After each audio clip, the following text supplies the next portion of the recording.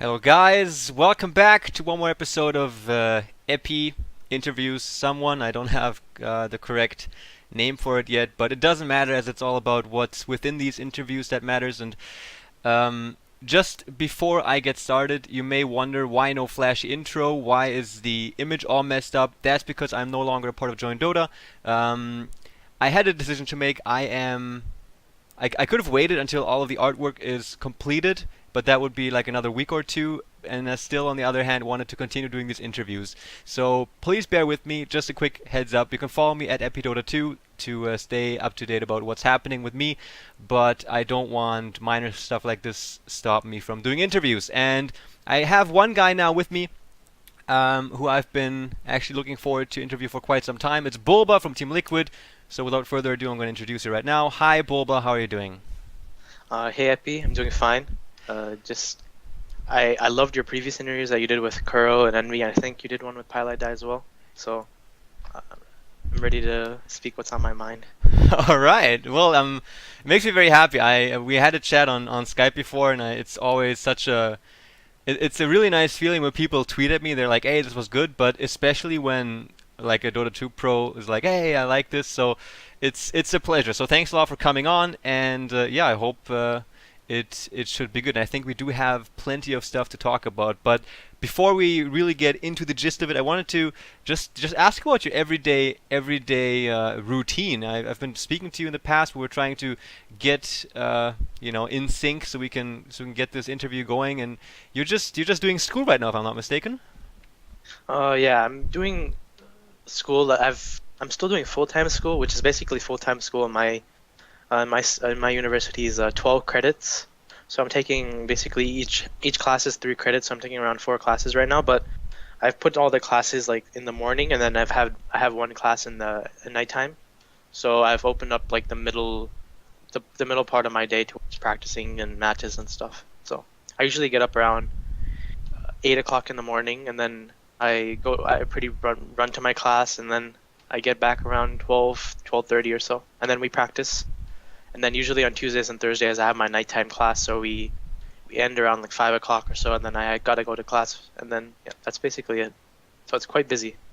I can imagine. Well, you're like the definition of the conflict right now as a Dota 2 pro. On the one side, you still have, normal life, and you gotta get all those securities in, and on the other hand, you need to invest a lot of time to be a Dota 2 pro and stay at the top. How are you like? How is your body holding up? How is your mentality holding up with that rhythm? I mean, right now it'd be a lie to say that my priorities are still kind of with Dota. I mean, my classes I've kind of the classes I've taken this semester are kind of like the ones I need to take to graduate. So I'm most likely going to graduate this December, like 95%, unless something terrible happens in my classes, but which probably is not going to happen. So as soon as my classes are over and I graduate, I'm going to be focusing primarily on Dota for however long to see just how far it goes, and then after that, whatever. I don't really know right now, but definitely I'm like 3/4 of Dota and 1/4 of like school right now. So I've usually just keep in the evenings. It's quite hard though, like especially in right now midterms are coming up and stuff. So I've been studying quite a bit and practicing. It's just hard to like keep attention on both, like prioritize one or another, but I'm attempting it. Yeah, how are your teammates? I know there's who was the other guy? You said you're not. You have one guy in the American Dota scene that's kind of in the same boat as you, going to school as well, next to Dota. Uh, I think Waytosexy is taking classes along with me. Ah, okay. So as for the other teams, I'm not. I think Universe was also taking classes, but I think he might be taking the semester off. And same with Mojo Storm Stout. So MSS, and no one else on my team right now is taking classes. And I don't think anyone else on the other pro teams. I think Korak is taking classes as well, actually, and he's on Dignitas. So All right. yeah. Let's go back a bit because before this interview I was doing a little bit of research and I it was interesting because when I checked out your Wikipedia page, I was like, ah, that's correct. You played on It's Gosu way back when, and that was 2011 to 2012, and that was when Dota 2 was still pretty new, but you guys were already back then making quite the scene for an All-American team, and then you changed over to EG. How was that time for you on It's Go Suit? Anything in particular that you remember about that? I mean, that team was there were like I think like 9 players on it. Like at first it was with me and PowerNet. PowerNet was kind of a old school kind of name in Dota 1. He played a lot in Dota 1 scene competitively. And 1437, which is now of Dignitas, he was on LGD, and Infinity, who actually is on Dignitas right now. I love as you well, I think. forever. 1437. That's a good one. Yeah. And who else was it? At the original, Universe was also on it. Yeah, And Brute Star in Korea. I got here on the internet. that was just like random ringer stuff. Oh, okay. Like, yeah. So that was and then later on, Painted Gold actually joined. He was on the Quantic team. Mm-hmm. And then Korak also joined later. What's So- Penny Gold doing right now? Actually, is he just gone? He quit competitive. He wanted to focus more on real life stuff. Like he got a job, and I'm not sure if he's still in school right now, but yeah, I think he has a job right now. I occasionally talk to him. He's a good friend of mine. And Beatiz also was on that team. I bet. So it was a fun team, definitely. Like it was Dota 2 just came out, like the beta. I mean, not the actual game, and it was just fun. Like, we still didn't really like know much about the game back then. Like no one actually did. Thinking back about it, like everyone was pretty bad back then. But I think us and Complexity were the 2 best teams in the US back then. Actually, only the 2 teams back then. Yeah. Yeah. So unfortunately, when me and Universe left that team, I think they left its Ghost as well, and they became Quantic or ex Quantic, and then whatever. Do you still remember your collective understanding as a team back when you were playing in its Gosu? And what anything where you think back and you're like, holy shit, that was bad, or anything that just boggles your mind that you didn't understand back then? Well, honestly, our strat on its Gosu was just give Korak kind of a snowball hero, and have him snowball, and then I'd play some mid-game hero or whatever. Like I don't even remember. It was a while back, and Universe played some mid-game hero. We just fought a lot actually. Like not with each other. I mean, like we fought like a lot in Dota. Like we didn't. It was back then. I don't think people really knew much about strats except maybe like Navi or something. Like there wasn't that much reliance. It was just a lot of just whatever stuff. Like no one was really coordinated or anything. I don't think any of the teams back. I think Complexity was one of the few teams that was like actually had really good strats and good movement and stuff like that. Fluff and the old Cole or whatever. So back then, like even in Dota 1, near the end of Dota 1, like there were only like a few teams that actually had reliable like strats and actually knew what to do, actually knew how to play the game effectively. Like the old MYM and the Navi and stuff. But yeah, it was definitely Dota's grown a lot strategically. And was it then in your time in EG, or where did it happen when you figured like, holy shit, like this game is a lot like it's hard for you to formulate this question, but like when did it make a click in your mind about how Dota 2 is meant to be played? Is it still an ongoing process, or did it happen sometime when you joined EG? I don't think even in EG I felt we didn't really play Dota. Like I didn't want to mean. I mean, I just don't think on EG our strats are basically entirely reliant on our individual skill. We just picked whatever things and we just did whatever. Like we didn't really have that many strats or anything. We just picked the heroes that we were comfortable with. Like I played this set of heroes. Demon played his best set of heroes. Fear played his best carries, and that was basically our strats. I mean, I think once I started playing with TC and Fluff, and really started thinking about the game, like.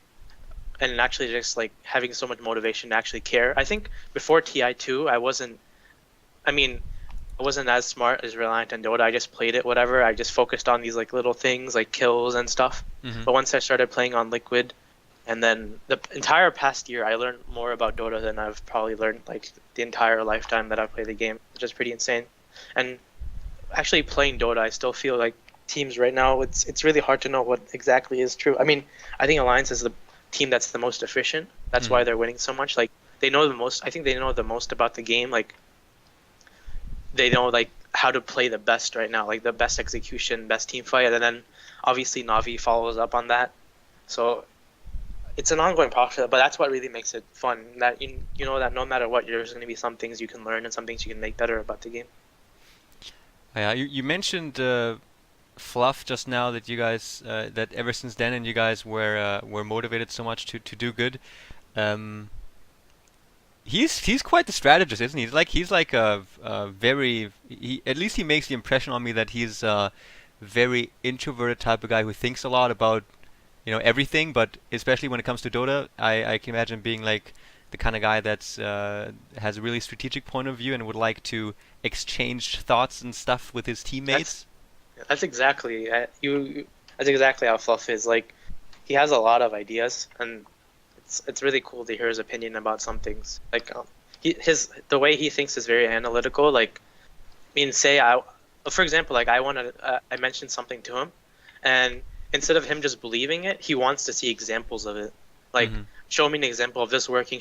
And I mean, from his point of view, that's just how it should be. Like, you shouldn't base things off some like unknown entity. Like, you should have something proven, and that's just how when the old Cole they used to play, like they had a proven strategy and it worked. And that's just how he is. Like, he's a very strategical person, and TC is also very strategical, but he has more like a consistent. Like, he doesn't think far-fetched ideas. Like Fluff, he has more consistency. It's hard for me to explain, but you know what I'm getting. So who's the more conservative guy? Is TC the more conservative guy, or like who's more daring when it comes to trying?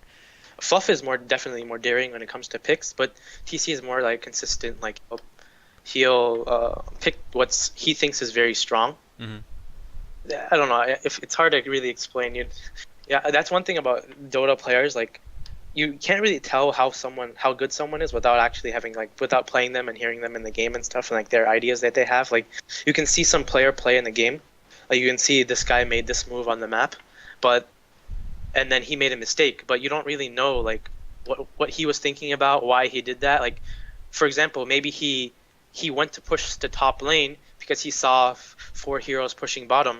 That's like a smart idea, right? Like, he sees the enemy team pushing bottom and he goes to push top, and then he gets caught and people will flame him, but in his head he made the right choice.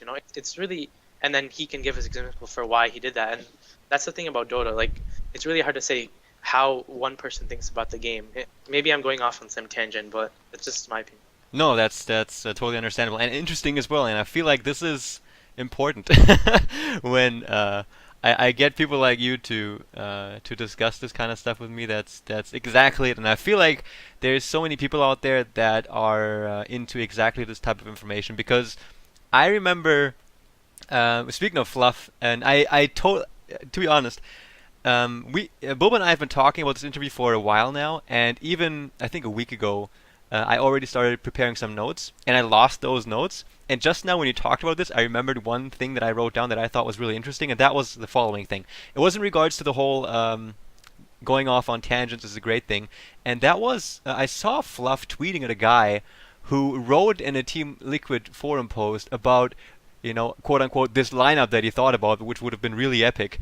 And I don't know exactly what lineup it was, but just the energy that came from that post was like the same energy that 100% of all really invested Dota enthusiasts have. When you're like lying in bed and you're thinking about strats and good lanes and stuff like that. And what I found very impressive was that Fluff took the time to actually answer that and give his thoughts. Said, all right, oh yeah, that would be solid lanes and it would transition well into the mid game, and it's awesome that you think about this that way. So I feel like the kind of going off on tangents and explaining these things in depth is pretty important. So we talked a bit about Fluff, talked a bit about TC. What about yourself? Like, would you if could I interpret it in a way that Fluff and TC would be like the two main forces when it comes to the development of your strategic direction, and or would it be different?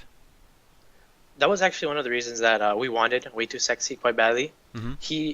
On the old Dignitas, often I felt the reason that they won games was, I mean, they have really strong players, but the strategies that he came up with at the time were really like strong. Like, some of the plays that he made, kind of even Alliance took their kind of play style. Like the whole Dignitas had this playstyle where they would pick a very greedy lineup. Like they would pick a jungler and they'd pick a short lane dual lane like a Luna or a Clockwork together or some like some Wisp Tiny or something, and then they'd pick a jungler, and obviously the other team would go aggressive, right? Mm-hmm. And most players at the time, like most teams actually every team at the time, they would just have their junglers stay in their jungle and try to come gank for the tri lane. But Waytosexy thought differently. He'd pick a very extremely greedy like hero like Enigma, and he'd go to his off lane and gank that lane or gank mid. Like, and then you kind of saw that in the G1 finals where Ake kind of did the same thing, where LGD they went aggressive, and they had a Syllabear short lane, or Orange went aggressive and they had a Syllabear. They had some strong hero short lane, and then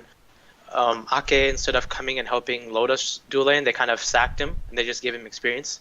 And then he went to gank Bulldog's lane or S4's lane. Like that entire kind of play style, I felt was started by him. Mm-hmm. I mean, I've even asked S4, and he's like, yeah, they kind of saw Waytosexy doing that. So definitely, I think the three strategical people on the team are Fluff, Waytosexy, and TC. So as for like the person that actually makes the final decision in terms of strategy is definitely TC. But we all give him ideas and stuff, and that's my main thing.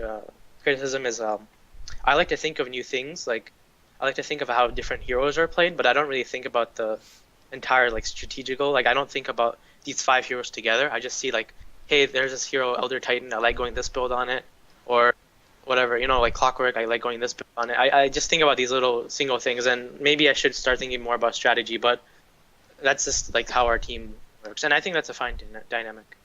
Yeah, definitely. So everyone has like their own little niche, and yeah, you just mentioned Waytosexy as the newest addition, and so you also pointed out one big reason as to why you felt like he was a good fit in his just ingenuity when it comes to strategy. Is there, just off the top of your head, is there any other example that comes to mind when you consider Waytosexy in his playstyle? I mean, even at TI, I was very good friends with the Dignitas players, and especially Waytosexy. And we were on the opposite sides of the group, and obviously we helped each other. We give input about each other's play, and we said this might have been better, that might have been better as the groups were progressing. So he told me like in their DK game, they played their DK the first round and they got completely crushed, and they picked their strong heroes. Like the style we actually, before TI3, we practiced versus maybe 3 teams mostly. We practiced versus Alliance, Dignitas, and Fnatic. Like those were the 3 teams we played the most. And occasionally I think we played versus, no, we didn't play versus many other teams. I think Kaipi as well, we played a few games versus them. But those were the 3 teams we played the most.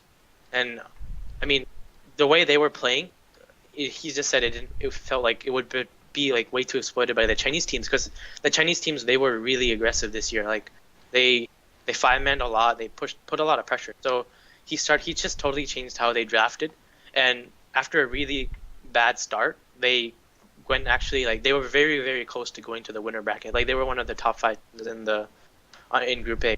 So, and that was, I felt, entirely because he just changed his picks around and had very good strategies and stuff. So his ability to come up with just these new things instantly and think about the game very like in this unique kind of way, I feel is his biggest asset. Oh yeah, Dignitas was that they played that tiebreaker against LGD, if I remember correctly. Yeah, and they should have won that game. Like, it's the problem is that the Chinese teams, at the groups, maybe they lacked kind of LGD especially, they lacked a lot of strategy. I felt like they picked very, very conservatively. Conservatively, very, like you can take advantage of their lineups and their lanes, and that's exactly what happened. Dignitas took advantage of their lanes, but the fact is that they fell for the trap that LGD, they don't really give a shit about the lanes. They just want to win in the mid game, and then LGD's execution, and I felt, was way better than Dignitas's. So they just won based off solely execution. So. What was that change in draft that you talked about in terms of Dignitas adaptation during the tournament?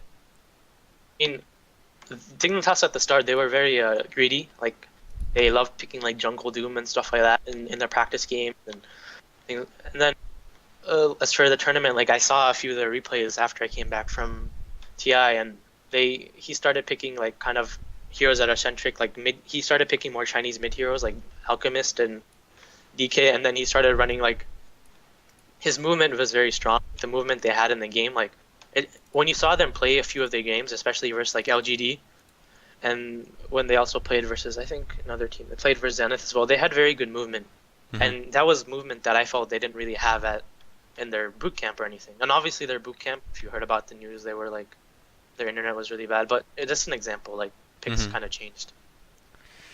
Okay, now that we've switched over to the international a bit, there's one thing that especially sticks in my mind, and that was, I think I was actually here, and that was after I spent the whole international in Krefeld. I was casting it from Take Studio in German, and so it was hard for me to actually watch the international as a spectator via the English stream, so I didn't get all the peripherals, didn't get all the interviews and stuff, but I watched your guys' game versus LGD, and I think it was LGD. Yeah, that one game. And I don't even know which of the two questions I should ask first, but let's go with the one where just after victory, one of you guys stormed out on the stage. I don't know who it was exactly. It was because I know that all of you guys in all the interviews beforehand were so hungry and you were so dedicated to the whole thing. Maybe you can just try to go back in time into that moment. Maybe to just go back to that game and talk to me about the moments that you remember the most right now. Like as for like my actual events in the game, or just like how I was feeling before the game and after the game and stuff like that. Whatever you seem relevant, whatever you deem relevant.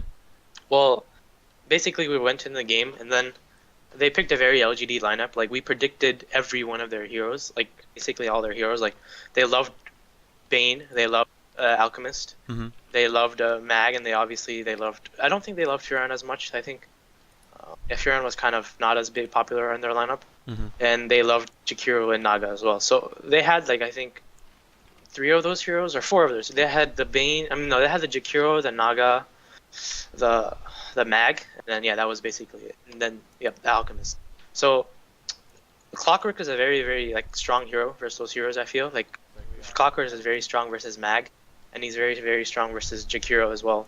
And obviously Furon, you can stop the split push. I mean, all their heroes I felt Clock was very strong versus. So we had the last pick, and then I asked for Clockwork because I was going to be playing the mid hero that game because TC was playing the Destroy Lane Razor, and then Quark was going to be playing the Gyro and the Tri-Lane.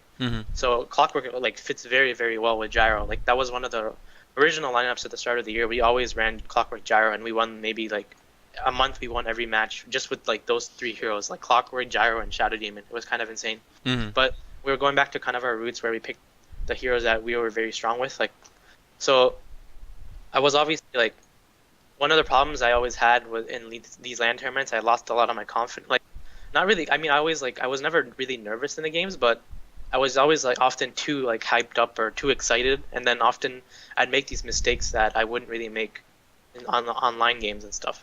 So I was just like, whatever, this is it. This is our last chance at a loser bracket, and then I'm like, whatever, I'm gonna give it my all.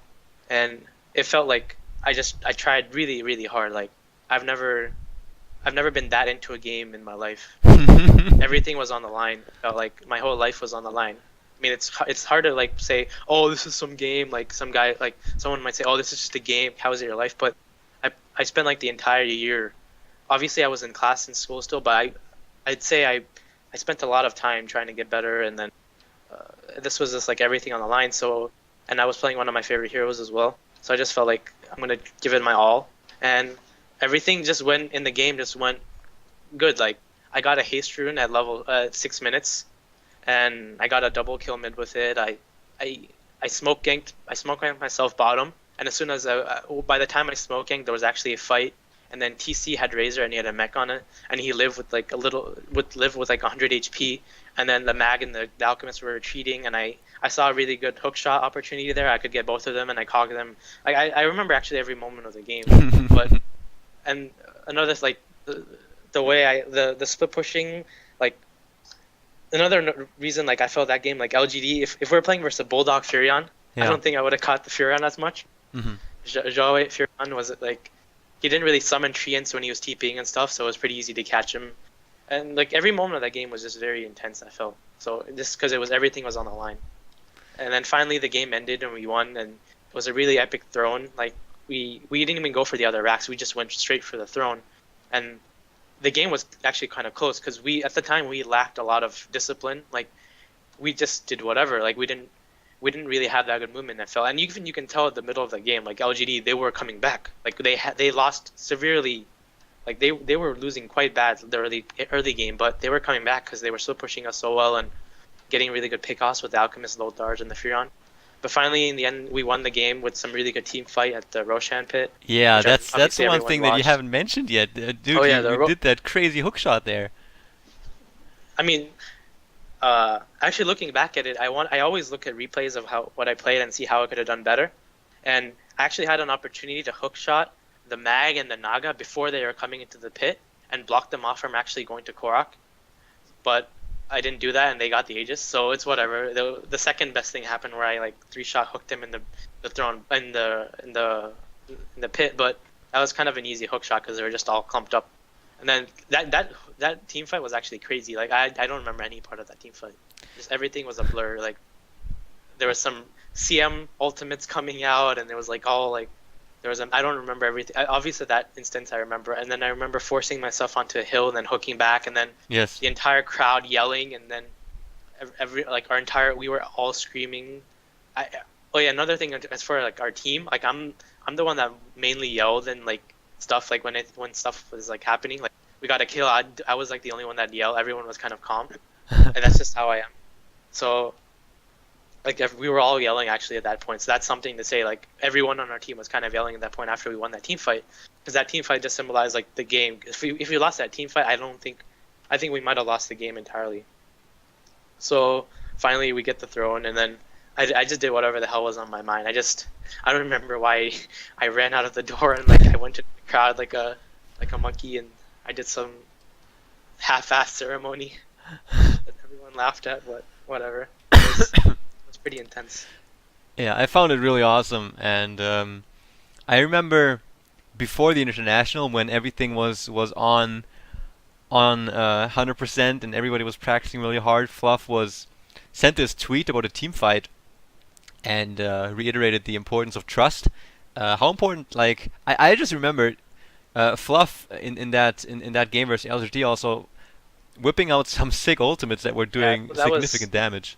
That CM ulti, kind of like it won us that team fight, definitely. Like it killed the Furion, it killed the Jakiro.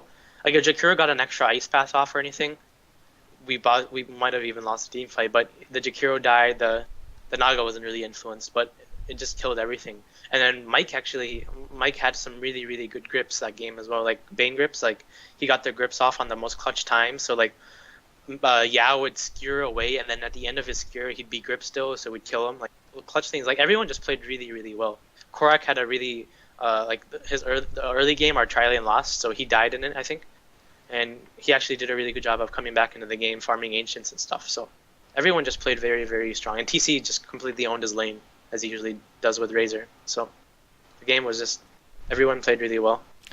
And then afterwards, you guys, I think Korak was doing an interview, and I remember I was thinking like, oh, this small guy is like broader than any small guy I've ever seen. Like this guy's got muscle like crazy. And then I was still thinking about that, and then all of a sudden you come into the picture, and you just looked so damn happy. Like you looked relieved, you looked fulfilled. It was crazy, and you were just like, "Yeah, I'm happy." Yeah, I don't even know what I can ask about that, but I just wanted to mention it. I mean, I remember that exact. One of the Valve guys, I think, asked me if I wanted to join in the interview because he saw I was like really emotional outside the. Because basically we came out of the game, we went into the back hall, and everyone was like really exhausted and stuff, and I was just sitting on the bench, and I think, I'm not sure if I had tears in my eyes, but it was definitely, I felt emotional. And then Val guy came up to me and asked if I wanted to join in the interview, and I said sure, and I went up there, and I just spoke my heart out. It was like I was trying to hold back tears and stuff, and I think the reason it was so intense was because like playing online games and then playing like the LAN finals and seeing all these people rooting for you in the crowd, and it's very, very intense. Like you've spent your entire year trying to train for this one event, and we all thought it was over when we got out of the group stages. And I think that was a fault we had. Like we didn't make it in the top 4 of the groups, but it felt like everyone just like whatever. And then we saw that we got the hardest of the 2 teams. Like I think it was Alliance versus LGD was the hardest team to get of the losers, along with I think Navi Orange as well. That was definitely hard as well. But those 2 teams were obviously, both teams are very, very like probably the top teams of the tournament. And then we're like I felt we might have given up too much instead of just focusing on the loser bracket games, but we just like it felt everything was on the line. And then it was our big like first LAN victory. Like we've had LAN victories, but nothing like in front of a crowd like that. So, and especially us being the underdog. So that's why all these emotions came up. No, it's I can't even imagine. All I know is that the setting is ridiculous. Like it is just pure distilled Dota 2 in its essence. You're just there, 10 people playing Dota against each other. It's a sick setup that Valve provides for everyone, and then there's just this crowd of Dota crazies. It's ridiculous, and I cannot even imagine being. How old are you? I'm 21. Yeah, see, like relatively young people being in such a situation where you have a tremendous crowd cheering for you and watching you play. The pressure is tremendous. It must be tremendous. And when I met Kuroki after the International 3, we met in Cologne. That was one of the few things that I talked to him about to a large extent, because this just really fascinates me, the just the setting of the whole thing, and how hard or easy it is to cope with the pressure. And Kuro said, "Dude, you have no idea. It is so ridiculously hard to deal with that kind of situation. It's just so much stuff on your mind." But yeah. I mean, I was definitely way too happy. Like, I felt we were all way too happy. I think, okay, whatever, we beat LGD. And obviously at the LAN tournament, I don't think it'll be as, like, we won't feel like this anymore, because it was all of ours, like, our first big win on a stage like that. Mm-hmm. Like first huge win on the stage like that. And say, like, a team like Navi or someone, they beat LGD, their alliance, they just, okay, whatever, they would be happy at that moment, and they'd just move on. And I definitely think us as a team, if we're going to be stronger, we should have that kind of attitude. But it was definitely emotional, especially for me. So it's hard to say that I definitely should have focused more on the game than the IG game. Mm-hmm. Later on, I think we all should have focused on it. And the thing about our team at the time is we were very we lacked a lot of strategies. Like we didn't really have many varieties of play. Like if you notice our games in the group stages, every one of our games we went aggressive, trialing. Like every one of our games, even on Liquid in our bootcamp, we went aggressive. Like it was just our playstyle, because we figured that the playstyle that would exploit our players the most, having three me, TC, and Korok, was going aggressive. And then also we weren't very confident in our short lane play. Like we weren't very confident on kind of like the way the Alliance had Alliance had the best short lane play of the game. Like short lane meaning the normal setup, like a tri lane on the short lane, or a dual lane plus a jungler, a mid hero, and an off laner. Like they were obviously the strongest team with that setup, but we were not very confident. Like we didn't do very well in our bootcamp going that setup. So the week before TI, we all just talked about, we had a team meeting and stuff, and we decided, let's just go aggressive every game at TI. And if you notice, every game we went aggressive in our tri-lane in our games. And our playstyle was that we could beat any team with that setup, and we could lose to any team. And our score in the group stage is definitely depicted that. We went 7-7, meaning we could lose to the best team. We could beat the best team in our group, Tongfu, like 2-0, and we could lose to any of the teams there. Like we lost 1-1 to VP. We lost to, like, it just, I mean, obviously I'm not going to say VP, but they were the team that with the lowest score in our group, right? Yeah. So it just basically showed that we could beat any team and we could lose to any of the teams as well. And that was a playstyle we just thought we could do the best with, instead of just going with this playstyle that the short lane play, which we weren't very confident in. Mm-hmm. So IG definitely, they knew that, they exploited that, but we're just like, whatever. I felt maybe if we thought of a different strategy, because we knew I'm pretty sure they, before even going into the match, know we'd go aggressive versus them. because their playstyle, their picks countered our whole setup like perfectly. Like they knew we were going aggressive from the start. They instead of when you go aggressive, you want to stop the short lane hero on the enemy team from farming. Like in that case, but they actually had their carry in the mid lane, which was the SF. So they didn't really give a crap about Zhou. They just wanted Ferrari farmed up. So we just they just basically won. And I felt maybe going back to if we just thought of a different strategy that might have exploited them knowing what we're going to do, we could have won that game as well. Mm-hmm. So I think definitely the next time we have to think more about what's going to happen next. I think we're way too happy. Yeah, well, I guess, since it was your very first experience of that kind and with LGD and that huge victory, then it's normal and understandable that you guys will be super happy and super excited about it. The unfortunate thing would be that it was relatively expensive learning that lesson. What I mean, because afterwards, as you said, you weren't able to focus as much on the IG match. But I guess like old school players like Puppy and whoever, they probably went through the same phases. I can imagine that's like the real life Dota lessons that you have to learn as a pro, and I guess you won't have that problem anymore in the future. Yeah, hopefully. I mean, obviously I'm going to still be happy about the games, but it shouldn't feel like we won the actual tournament just off best like the 7th, 8th place match. Like winning one more game versus IG, we'd have basically knocked out 2 of the biggest Chinese teams. And then we would have played Tongfu next, and I thought we beat Tongfu in the group stages, but we knew Tongfu pretty well. Like I think maybe we could have beat them as well. So obviously this is saying what if. I hate Well, to talk like the that, sad thing was that the IG match was the last one before the matches in the lower bracket turned into best of 3. So it was like really that threshold that where you got knocked out. It's really bitter, I think. Yeah. Yeah, that was another like thing. I hate that best of 1 thing. So yeah. And first you went to MUFC, then LGD, and then IG. That was the last one, and it was really, really heartbreaking. Yeah, so it was definitely a hard set.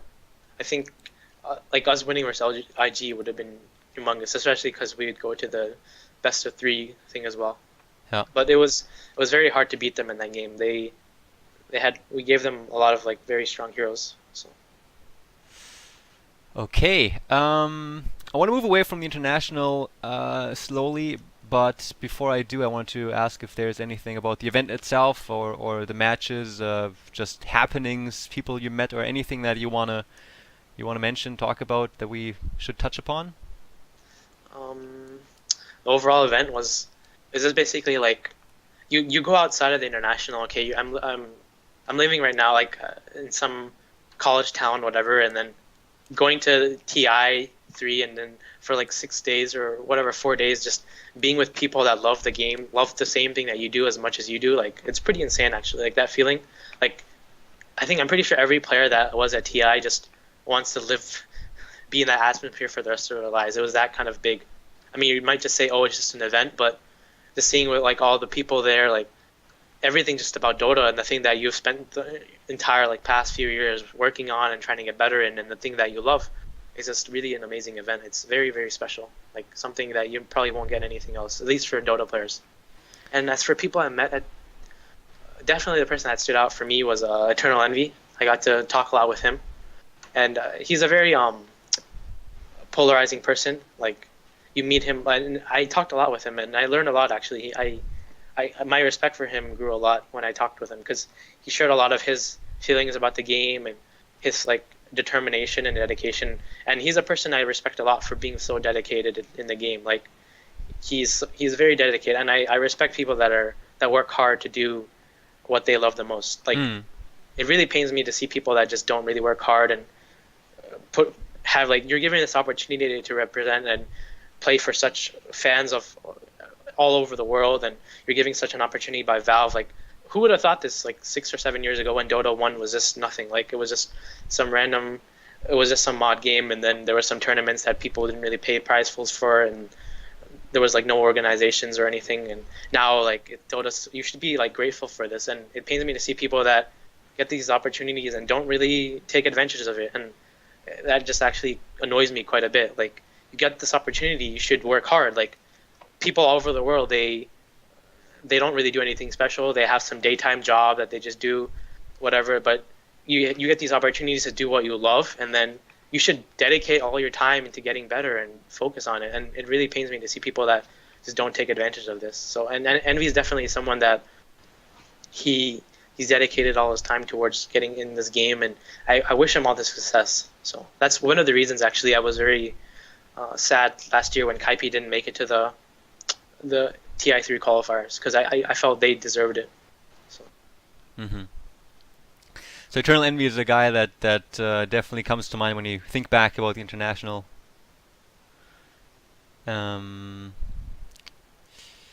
Was there any player that you met there for the first time where you were, was there any player that you were really looking forward to meet in person for the first time? I don't really know. I think Ohio was actually one of my favorite players online. Like watching Orange play, he was definitely one of the players that I didn't really meet. I mean, he wasn't there the last TI, so I was pretty happy to meet him, and he's a very cool guy. So I'm not really sure. I knew most of the players before, so I don't really know. All right. Well, I was. Sorry, what? Everyone was pretty cool. So. Yeah, I was unfortunately only present. Well, not unfortunately, but I was present only at the first international and then the two in Seattle. It's for me personally, it's just so hard to just know that this is really happening right now somewhere else, and it always feels like I really want to be there and maybe next year, because it's that feeling that you talk about. That's exactly that's what I got on DreamHack, and Dota wasn't even the main event, and even when I go to like Dota lands and when I meet people like Kuro and stuff, I can only imagine how awesome that would be, and I hope that someday more people will get to have that opportunity. But anyway, back from the International 3, we have talked about Waytosexy being added to your team, and the most recent addition then would be qojqva. And that definitely, I think... A fellow German for you? Sorry? Fellow German? A fellow German, Max, correct. And many Germans are, I think, pretty sad about his departure. When I talked to Feda, I also did an interview with Feda, by the way, guys, but I just didn't upload it because I think he just said a few things that just are not supposed to be released. And he also mentioned that he would have loved to make a team with qojqva because, he's like... Feda was kind of the playmaker, and qojqva as well, but just a lot of mouse play revolved around those two guys. And yeah, you definitely took away a very, very strong German player, but I can understand as to why you would be interested. But maybe from your perspective, what was the internal communication inside of your team with the management, with the captain and stuff about the acquisition of qojqva? Who else was in talks, and how did that whole process come about? Well, I met qojqva around last, I think, the month before DreamHack, so I think it was May or June. I mean, I knew him before, but at first when he joined Mouse, he was okay. He was just a player. I didn't really notice him much. But the amount that he improved from when he joined Mouse to near the time of DreamHack, I'd say at the start of Mouse, he wasn't that pronounced on the Mouse Sports team. But near the time, he improved probably I even mentioned it in our announcement. He improved the most out of any Western player I felt at the time. He actually plays so well in these games, and Envy even recognized that as well. Envy actually asked qojqva to try out for the team as well after TI, but qojqva chose us. So I just saw him play. When I watch players play, I often just go into replay or I watch a live game and I just watch the player perspective, and the way he lane controlled with the heroes that he played and the way he played with the heroes, and then he likes the heroes that I like a lot as well. So Tinker is one of his favorite heroes as well as mine. So we actually became very, very close friends. Started talking to him and I asked him, and then we trained a lot actually. We'd 1v1 against each other, and he was a very dedicated player actually. He was he was Bulldog's main training partner, to put it into perspective. He was the person that Bulldog 1v1 the most with Syllabear and Furion and stuff. So he was definitely very, very respected by most of the players, and he was very young, so he has a lot of potential. And I felt he's a player that can make a huge impact in the game. And even just watching him play near the Maos over the summer, like he carried them in a lot of those games. Mm-hmm. Like he was one of the reasons that they won. I felt in a lot of those games, like the way that he controlled the game for his heroes. It just whenever I thought about Maos, like Black is obviously a very strong player, but I mostly thought about Fada and qojqva. Like those are two playmakers on that team, and I'm sure a lot of people thought as well. Like they were the two people that were very scary to play versus on that team.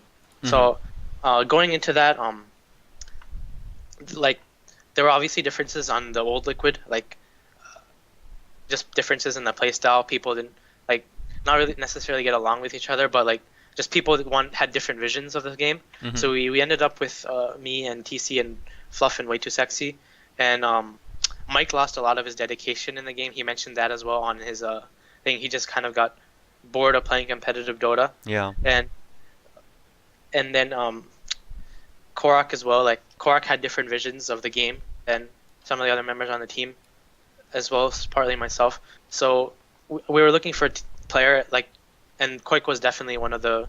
I think qojqva and RTZ, you know RTZ as well, right? Yes. Yeah, RTZ is one of the other players I tremendously respect in the scene. Like him, I actually put them near the same level. Like I actually call qojqva the offlaning RTZ, and qojqva actually gets really pissed off, and or not really pissed off. He just thinks I'm joking about it, but I think they're very. It's very because they are very like I think they're one of the two strongest players. RTZ being one of the strongest players in the mid lane, and qojqva being one of the strong players in the off lane. So I wanted a player that was very, very dedicated, and both of these players are very, very dedicated.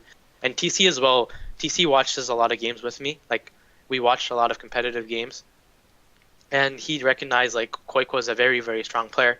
So we tried him out in a few of the scrims and stuff, and we played versus mostly Kaipi, and he did exceptionally well, like both Wayto and qojqva, and we thought that this team had a lot of potential. So we went to their management and we just said that we would really like to have these two players join the team, and basically that's how we ended up with this 5.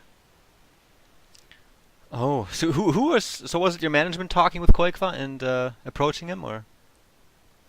No, like I basically went to him, and then we talked to the management. Like us as a team, we said we want this player because the Liquid management was very, very open with who we wanted. Like they're like, you guys can just choose who you want and try it out. Just make sure it works, and so you like don't after a month just don't change it. So that's why we were kind of late on our announcement. We just wanted to.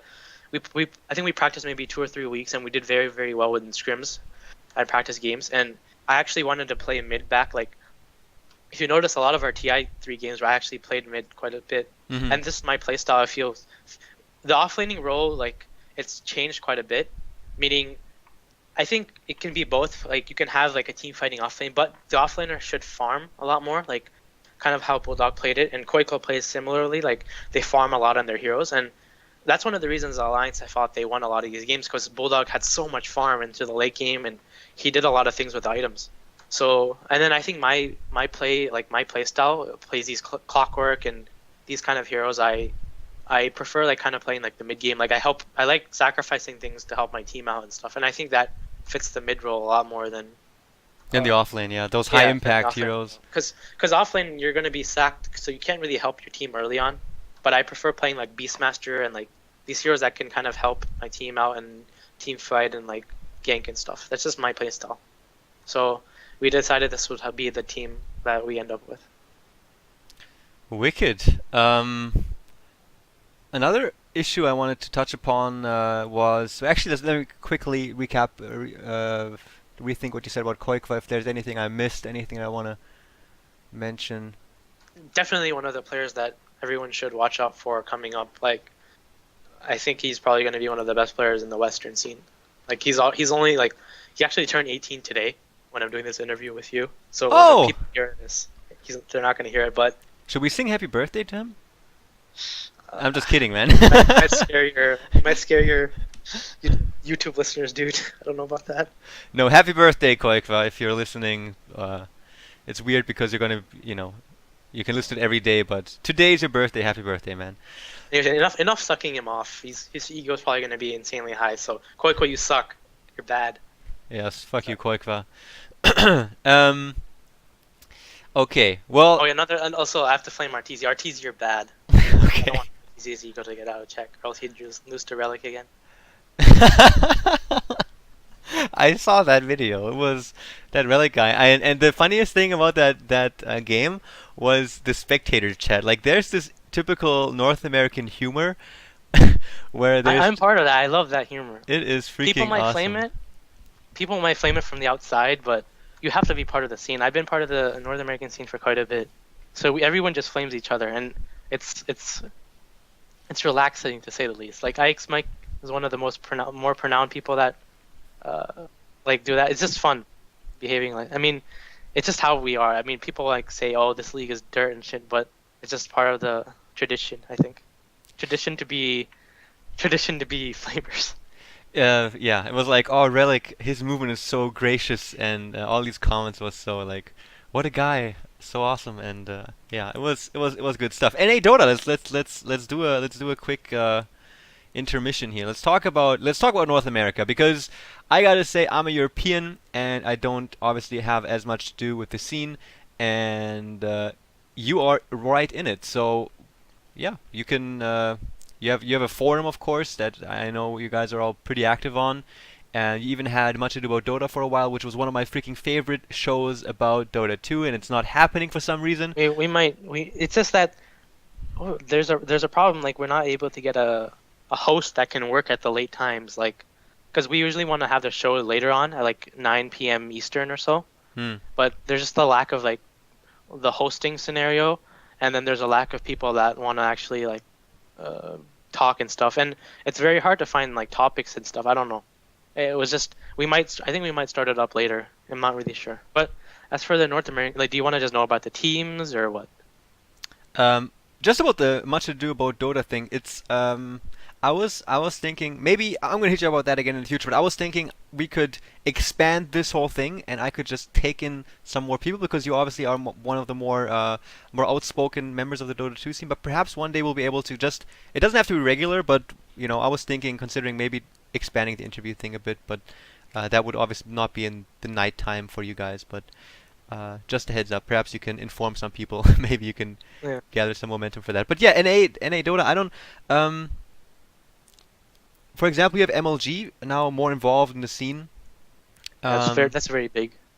yeah, maybe because I don't know much about it. I just want to give you the opportunity to just talk about what you feel should be talked. Give shout outs. I don't know. Just I figured I maybe mean, we could just do an intermission. the North American scene. Well, the problem I always feel like there's just a lack of players that have come up. I mean, there's a few players like RTZ and Relic and stuff, but it's very hard.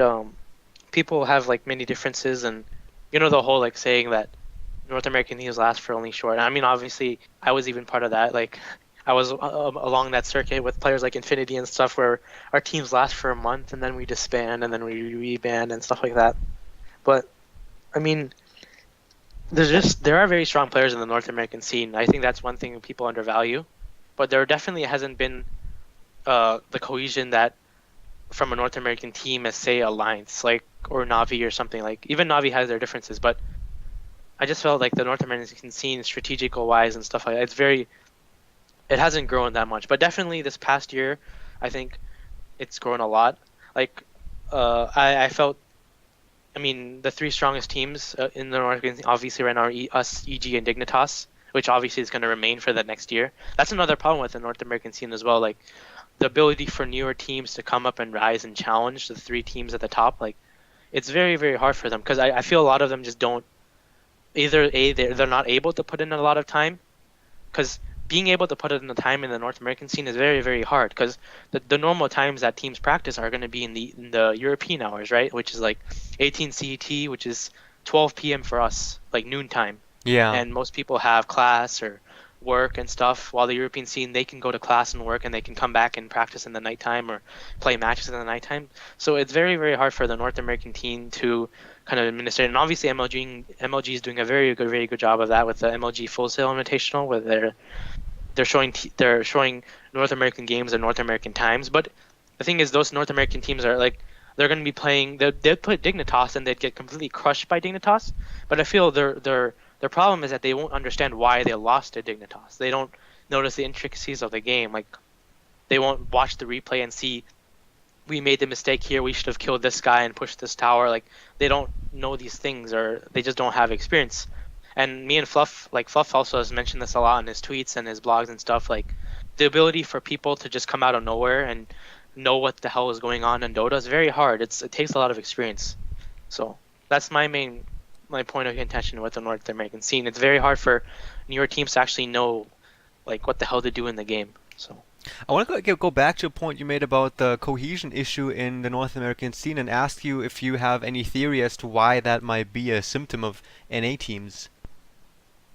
uh, I mean, I guess North American players are known to put the blame. I mean, I don't know, because like the European scene and the Chinese scene, they also changed quite a bit too. Like they changed along with the North American scene. Yeah. So I hate to say like the North American scene is a cause, because every scene will have that problems with the teams like Zhou and Chuan and whatever. Like there's always going to be some problem, because five people. The thing about Dota is having the vision like of five people on the same page playing the same way and not having any differences with each other is very, very hard to accomplish. No matter what, a team that will be successful will eventually have those issues, and the teams that are successful will be the ones that go past those issues. And like Alliance, I don't know if they had those issues with their new roster with the EGM, but I've certainly, like, Alliance definitely lost games after they had EGM when Envy left, but I don't think they went emo and they like flamed each other. Like I talked a lot to Loda about this, and the reason that he said that one of the reasons that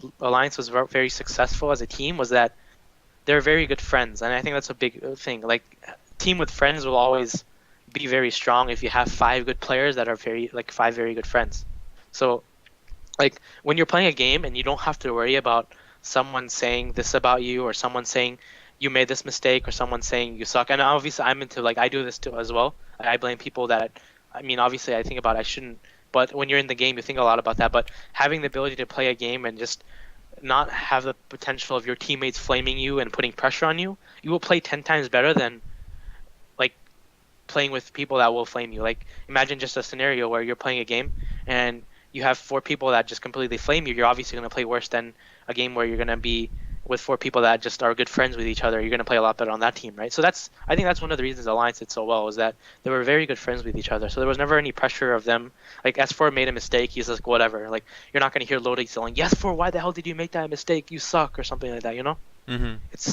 I think just the ability to have five very strong friends and players on this is it's rare in Dota. So we're talking about again, and this issue comes up again and again in these interviews, is that the psychological aspect is underrated in the professional scene, at least for us spectators. I mean, within the professional Dota 2 scene, and from your perspective, it's just common knowledge that it's important. How do you handle conflict? How do you communicate with each other about said conflicts and stuff? And that's what I want to transition into. Fluff's parents. I think both parents of his are psychologists. Am I correct there, or?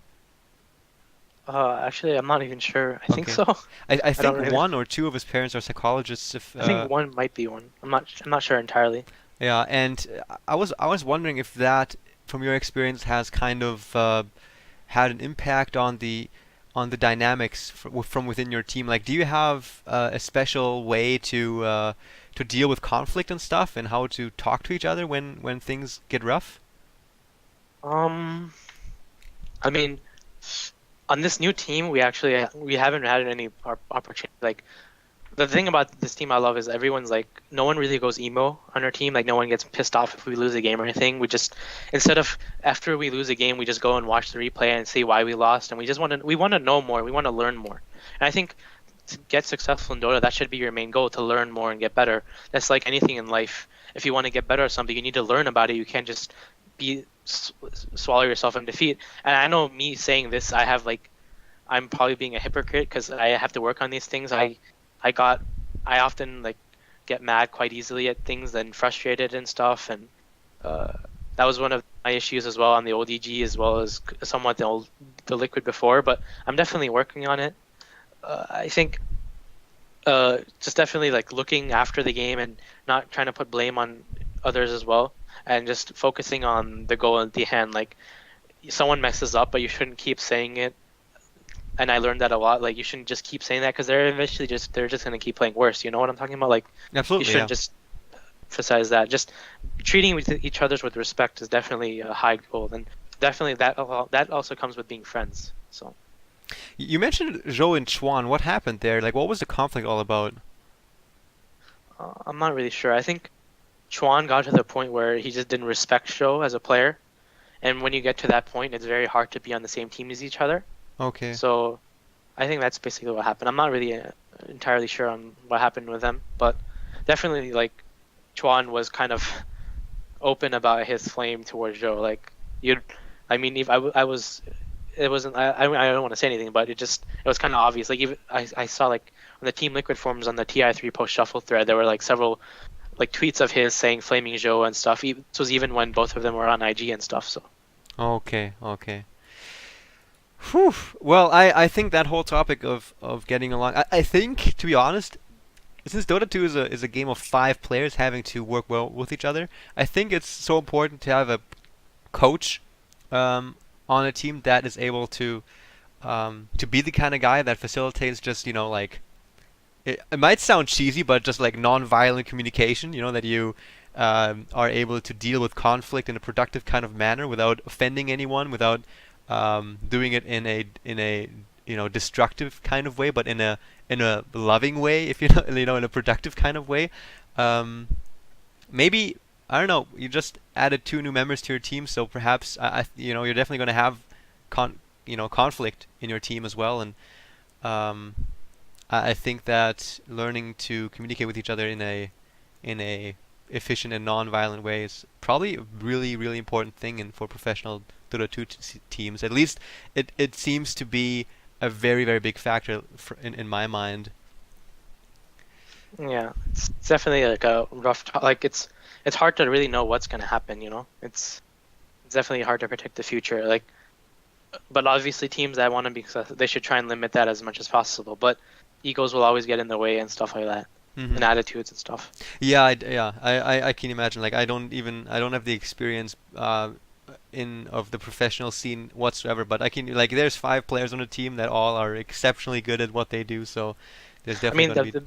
the biggest problem, honestly, like when I was on EG, and that was kind of my first competitive experience on a team, like a very serious team that goes to LAN tournaments, and my main problem being into I was very it was very hard to criticize me without me getting really defensive or mad or about something. Hmm. Like my main problem, I feel most competitive new players will also feel this way. Like being able to criticize someone on the team and without them getting all mad at you and pissy about you at you is something definitely it's very hard to learn because your first instinct is always like human instinct is to be defensive, right? Like if Hmm. someone points out an error of yours, you should obviously try to say no, this is wrong, you're an idiot or something. That's how a human instinct is. But on the Dota team, you have 5 people with the same goal. You should take each other's criticism without getting too mad at each other. I mean, that's one of the hardest things for new competitive players, I feel. That's a problem. That's probably one of the reasons that teams everywhere just disband or remake or whatever, because you have people on the team that don't agree with criticism or don't agree with the way to play and stuff like that. You know what I'm talking about? Absolutely. I It's mean, just how it works. from my personal experience, if I like it might be my weakness, but I gotta tell you from my personal experience, I have a full-time job. I do this as well, so the few Dota games I get to play are super important to me, and I tell that, like, most people that I play with, it's like I'm not like the best player, but I do want to play relatively seriously, and if, like, there have been people that I played with that I haven't played with before, and I would communicate to them that think that they made a mistake, and I always make sure that I try to do it in a way that isn't offensive, at least in the least offensive way. And if they start to be, like, insulting and really, really defensive, I just stop playing with those people. Like, I don't even care anymore. I find, like, I just don't have the time to deal with this kind of behavior. I agree with you there 100%. It's important. Yeah, it's Uh, something you have to get adjusted to. Like, definitely, uh, being able to take criticism and effectively improve your play is something that most players will find hard. Yeah, and I mean, I got now that I said something personal about myself, I also got to add to that that I have games where I, like, all chat flame. Like, I write things where I'm like, oh Jesus, like, what did I just yell at that person for? Why did I insult somebody just now? And even on my own team, sometimes everybody gets really pissed off sometimes in games, but um, it doesn't change the fact that it's important to, watch out, improve yourself and your attitude and don't take crap from others, I guess. But yeah, it's important. What's up within the next few weeks and months for Team Liquid? What's coming up? What can we look forward to? I think we're playing in the most of the big relevant tournaments. I actually think we might be going to Korea for something. I can't really share many details about it, but we might see us in Korea along with other Western teams. And obviously, MLG Columbus is going to be the biggest thing right now in our future. Like the next 3 months, it's going to be our main goal. And then I don't even know what's going to happen after this year. Like there's just so many tournaments. I mean, last year we'd all get so happy when we see a $10,000 tournament, but now we're seeing like $50,000 tournaments and stuff, which is pretty insane if you think about it. And Yeah. obviously, it's something that should have happened because the thing about Dota is the prize pool. It's always split into 5. 5 players. Yeah. So you might have a StarCraft tournament that has 10,000 prize, and that's one person getting $10,000. That's pretty insane as the first place. But in Dota, like a 10,000 prize is each person getting $2,000. It's harder to live off prize money in Dota, definitely. Like, Yeah. Yeah, I mean the increased prize pools is a huge thing, and support that has to happen, especially if you consider that, like streaming organizations that do big games, the infrastructure is just really flawed because people would stream a game where a crowd load of people start watching because they want to follow a certain team or teams, and like tens of thousands of people start watching it, and the players, they have like a relatively low monthly salary, if even that, and then they have a chance to win a prize that isn't that super high divided by 5, and they don't get any share of the revenues that are made or the ticket sales or whatever. So like the Dota 2 Champions League that was announced by Navi and Virtus.pro, that I feel is pretty huge, and in general I think that this is a change that I've been waiting for a long time. It was obvious to me that this would happen, that bigger prize pools will occur, and that there would also be that crowdfunding aspect, as that's the most logical thing to do. But I was looking forward to this a lot, and I feel like it makes the decision easier for people like yourself to invest more time and dedicate yourselves even more to Dota 2 itself. So we're going to be seeing you in Korea. Interesting. Or we might be seeing you in Korea. That's very nice. Yeah, I'm not sure entirely if it's confirmed right now, but I can't really say details about why we're going to Korea, but we're probably going to see us as well as maybe qojqva or something, or Fnatic even. Well, that is very nice of you to mention on this interview. That's always very good to hear. Okay, we've been going on for over an hour. I wasn't sure if we would crack the hour. It happened the first time with qojqva, I think, and it never really seems like that long of a time, but it definitely happened, man. And It's definitely fun. yeah, I enjoy it quite a bit, and I hope that that you guys listening enjoy this as well. And I'm done actually. I have gone through all of my points, and we have a special announcement, I guess, a semi-announcement out of this interview, which is great. And we touched upon the international, the team, the new additions, and a lot of other information. So I'm not sure if there's any topic that you perhaps feel like you want to discuss, anything that you still want to mention. I'm not really sure. I think we talked a lot about a lot of things. So. Yeah. Let's if you play public games, what's something that you see people do in public games a lot that you feel is totally ridiculous and would like people to stop doing? Actually, that's one of the. I don't actually play public games. I usually just play in-house league games with like IXDLs and stuff. But what is it?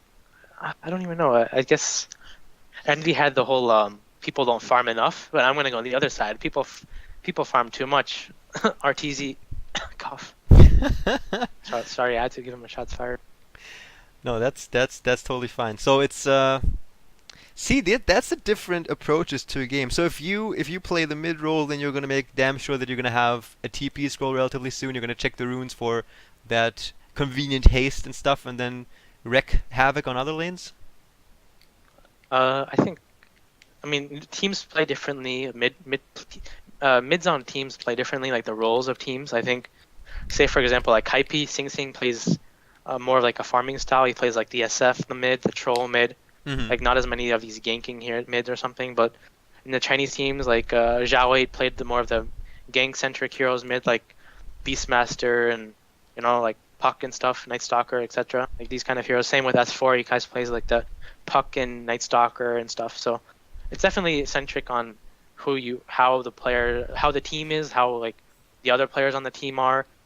Like for example, if your offlaner is more like a player that likes to farm, you should have a mid player that likes to gank more. If your offlaner is more like Bulldog and likes to, if your offlaner is more like someone like Funnick or something, or Bone7, you should have someone that kind of farms more mid. You know what I'm talking? Like Yes. it's hard for me to really explain, but yeah, that's basically what I'm getting at. Okay. How was it for you in Seattle to watch the fifth game of the grand final? That game was intense, man. Like I like both of the teams a lot, but I felt definitely Alliance, they worked the hardest. So I was kind of leaning for them to win, especially because I'm very, very good friends with S4. So I wanted him to win, especially because I thought S4 was definitely the best player in Dota in that tournament. Like the past year, actually, I'd say S4 is probably one of the best players in the world in Dota. Probably even the best player. So I'm definitely Shout out happy to see that. S4, I guess. Yeah. So I was really happy to see that he did well. On a scale from 1 to 10, how much of that game 5 was a Navi throw? I don't think so. I think it was very hard for them to win that game. Because first off, playing versus Wisp in the late game, you have to play perfect. I don't really know for sure. I remember watching some interview that Dendi was saying that they should have won the game if they did this or that, but I don't really know. If for me, it seemed like in the mid game, the lineup that Alliance had, it was very, very hard to, especially because that was probably one of the most Alliance-like lineups I've seen, besides maybe like Chen, Naga, Puck, Gyro, and Lone Druid or something like that. You know, that's a very Alliance lineup, but so was Puck, Wisp, CK, Furion, +1. You know, that's Naga a very Siren, yeah. yeah, that's a very Alliance lineup. So I don't really know. I actually No, it felt wasn't. like No, it wasn't Naga. I'm sorry. no, it wasn't. I think it was Maiden. Yeah, think so. I'm an idiot. I'm so sorry. Yeah, sorry. Go ahead. I don't remember. It was some hero that Ake played, so I think it was Maiden actually. But Navi actually had very different Yes. picks as Yeah. well in the finals. They banned more towards the Ake and EGM, which I think was a good decision for them. But I think Wisp is a very hard. I think Wisp won every game actually, right, in the finals. That Yeah, might be I think- true, but I don't want to lean out too far. Yeah, I I think just it did. messed up I a think big it- call on who played. Freaking Naga Siren. I'm an idiot. I feel so bad now. It's fine. Yeah, but that was a very intense game. It yeah, was, I just sorry. Go ahead. like especially LD's casting in the finals was excellent. Like the way he was talking is just like more and more. It was so intense. Yeah, I rewatched the international grand finals, like the fifth game. I watched it at least 5 times, and like I have so much respect for LD and Luminous after watching that, because like that acid spray kill from Khovast bottom on Alchemist. I remember casting that game, and I took like 5 seconds to realize it was the acid spray that killed him. And Luminous, he realized it as the guy was dying as well, and like there was so much action. And they were in front of the crowd. I was sitting in a studio, and it was really intense. But I remember that Dendi had a BKB and a Daedalus and a Blink. I think it was Blink. And He was very farmed. yeah, he was an absolute monster. So But so was Bulldog. that's true. Yeah. I So don't know. It was hard. I felt like at that point of the game, one team could make one mistake and the other team would just capitalize and win. I think both of the teams, Navi, I felt had to go for the throne. I don't know if they could get like mega creeps or something, and that was hard at that point. Especially with Alliance, they're very one of the strongest points about Alliance is they're very strong with buybacks. Like meaning they always have buybacks up at the right time, and you see that a lot in their play. Like the way they utilize buybacks is probably one of the best among most of the professional teams. So I don't know who for sure, just whatever. But Alliance definitely they played the best out of the tournament, and they had the best play and strategy. So I think they deserved it definitely. it was a pleasure to watch. It was amazing, and the only thing that could have made it better, for me personally, would have been to actually be there. But yeah, maybe you can hit up S4, because I've been writing him on Skype as well. He's just not answering. I think all the Alliance guys are really busy. But perhaps if you have the chance, maybe you can ask him whether or not he'd be interested in an interview, and tell him they're awesome. He's a very timid person though. I know, but I feel like I could I could talk really well with S4. I feel like He's a he very has, smart person though, like a yes, he has a very lot to very. say, I think. At least about Dota. I I don't know if he's gonna leak the secrets still of Alliance. 'Cause no. people still don't know the secrets about Alliance because they're still winning every game, except Power Rangers. Power Rangers is their kryptonite. Yeah. Oh man. Yeah, we gotta get more S4 on this interview, but up to now, I mean, it's been a really big run for myself as well. I mean, I started just with Pilot Eye because I felt that he was I was really intrigued by him and his play, and I felt like he was just such a strong player, and I was interested to know more about him. So I just started interviewing him, and all of a sudden, like there was this huge feedback of people enjoying this, and yeah, and it's definitely been very very informative and a lot of fun as well. So definitely also at this point a very big thank you to you for taking the time. It's been a blast. No problem. It's been really fun as well. Okay, that's it. I think that's it. That's all. Do you wanna say thank you to anyone? Any shout outs? Then go ahead. Um, Thanks to everyone that watched us and that supported us. It's been. Hope this next year is going to be even better. Then shout out to my team and its sponsors, which are Shiny Things. Obviously, the team is Team Liquid, and then Shiny Things, Razer, Twitch, Barracuda, Need for Seat. So, and shout out to my team as well, Yeah, players. I look forward to you guys performing. I look forward to see you guys unfolding your full potential, and I think that you have a strong lineup that, like, strong in the sense that you guys will be able to identify your potentials and unlock them. So I think that you guys are going to be a really really strong force to be reckoned with. So yeah, at this point, BuLba, thanks so much for coming on. It was a huge pleasure, and I hope to talk to you again soon, man. Goodbye. Yep, you too. Thanks for having me. My pleasure. Bye bye. Bye. All right, guys. So this was BuLba. I just wanted to add a few more things to the very end of this interview, and that would be something that I mentioned in the very beginning as well. I left Join Dota. I The reasons are actually irrelevant, but I was hoping I could do an interview on Join Dota and explain the reasons, but apparently that's not going to happen. And I like most of the people that follow the scene, that follow the casters and stuff, you're not dumb. So you guys probably, you can form your own opinion, and I don't want to start a discussion about this, but what's important to me is that you know that I am switching to German casting most likely. If there's like any huge events that do want to have me as an English caster, then I might reconsider. But for now, I'm going to be switching to Take TV, mainly because the guy is really close by. Like from after work, I can just go to the train, and then after half an hour to an hour, I'm actually there in the studio, and they're really really nice and giving me the studio and all the resources I need to cast stuff and provide you guys with content. So I'm going to be doing that, the commentaries and stuff most likely in German, but these interviews will continue in English. So it's going to be hard for me to reach you guys with this interview. So if you're listening to me say these things, then thank you for taking the time and being interested in these kinds of things.